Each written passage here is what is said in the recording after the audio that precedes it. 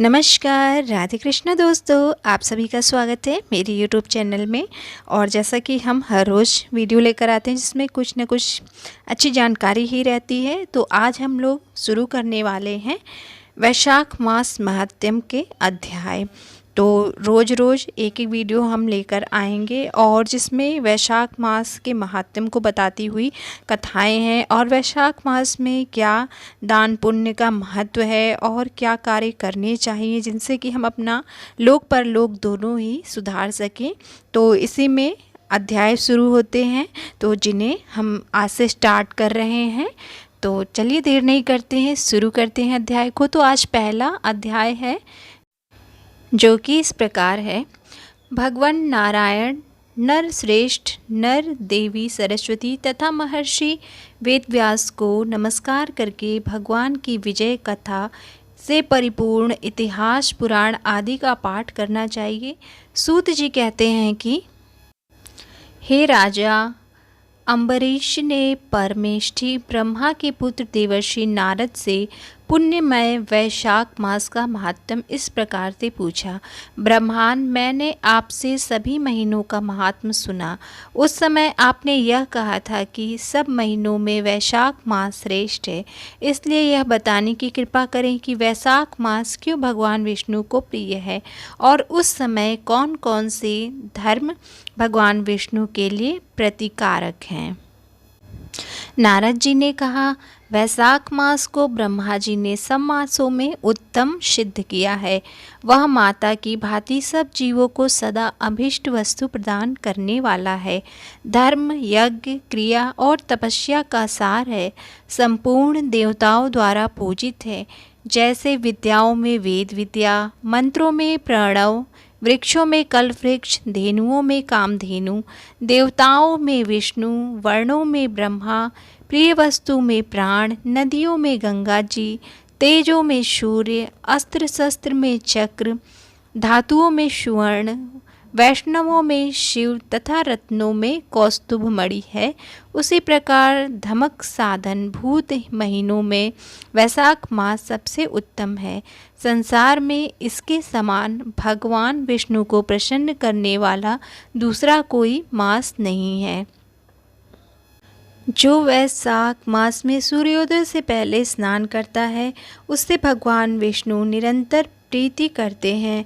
पाप तभी तक गरजते हैं जब तक जीव वैशाख मास में प्रातःकाल जल में स्नान नहीं करता। राजन, वैशाख के महीने में सब तीर्थ आदि देवता भगवान विष्णु की आज्ञा से मनुष्यों का कल्याण करने के लिए वे सूर्योदय से लेकर 6 दंड के भीतर तक वहाँ मौजूद रहते हैं। वैशाख मास के समान कोई महीना नहीं है, सतयुग के समान कोई युग नहीं है, वेद के समान कोई शास्त्र नहीं है और गंगा जी के समान कोई तीर्थ नहीं है। जल के समान दान नहीं है, खेती के समान धन नहीं है और जीवन से बढ़कर कोई लाभ नहीं है।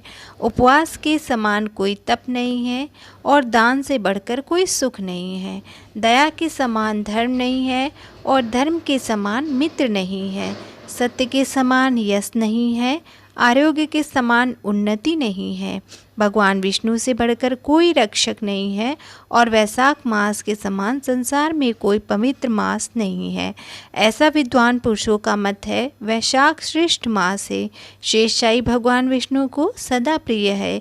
यह दानों से जो पुण्य होता है, सब तीर्थों में जो फल होता है, उसी को वैशाख मास में मनुष्य केवल जल दान करके प्राप्त कर लेता है। जो जल दान में असमर्थ है, ऐसे ऐश्वर्य की अभिलाषा रखने वाले पुरुष को उचित है कि वह दूसरे को प्रबोध करे, दूसरे को जलदान का महत्व समझावे। यह सब दानों से बढ़कर हितकारी है। जो मनुष्य वैशाख में सड़क पर यात्रियों के लिए प्याऊ लगाता है, वह विष्णु लोक में प्रतिष्ठित होता है। नृपश्रेष्ठ पापदान पौसला या प्याव देवताओं, पितरों तथा ऋषियों को अनंत प्रीति देने वाला है। जिसने प्याव लगाकर रास्ते में थके मांदे मनुष्यों को संतुष्ट किया है, उसने ब्रह्मा, विष्णु और शिव आदि देवताओं को संतुष्ट कर लिया है। राजन, वैशाख मास में जल की इच्छा रखने वाले को जल, छाया चाहने वाले को छाता और पंखे की इच्छा रखने वाले को पंखा देना चाहिए। राजेंद्र, जो प्यास से पीड़ित महात्मा पुरुष के लिए शीतल जल प्रदान करता है, वह उतने ही मात्र से 10,000 राजसूय यज्ञों का फल पाता है। धूप और परिश्रम से पीड़ित ब्रह्मांड को जो पंखा डुलाकर हवा करता है, वह उतने ही मात्र से निष्पाप होकर भगवान का पार्षद हो जाता है। जो मार्ग से थके हुए श्रेष्ठ द्विज को वस्त्र से भी हवा करता है, वह उतने से ही मुक्त हो भगवान विष्णु का सायुज्य प्रदान कर लेता है। जो शुद्ध चित्त से ताड़ का पंखा देता है, वह सब पापों का नाश करके ब्रह्मलोक को जाता है। जो विष्णु प्रिय वैशाख मास में पादुका दान करता है, वह यमदूतों का तिरस्कार करके विष्णु लोक में जाता है। जो मार्ग में अनाथों के ठहरने के लिए विश्रामशाला बनवाता है, उसके पुण्य फल का वर्णन नहीं किया जा सकता। मध्याह्न में आए हुए ब्राह्मण अतिथि को यदि कोई भोजन दे तो उसके फल का कोई अंत नहीं है। राजन, अन्नदान मनुष्यों को तत्काल तृप्त करने वाला है, इसलिए संसार में अन्न के समान कोई दान नहीं है।